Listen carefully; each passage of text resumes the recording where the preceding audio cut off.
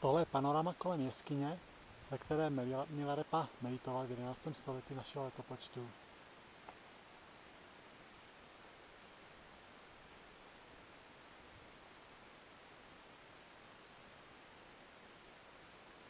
Tohle je Annapurna.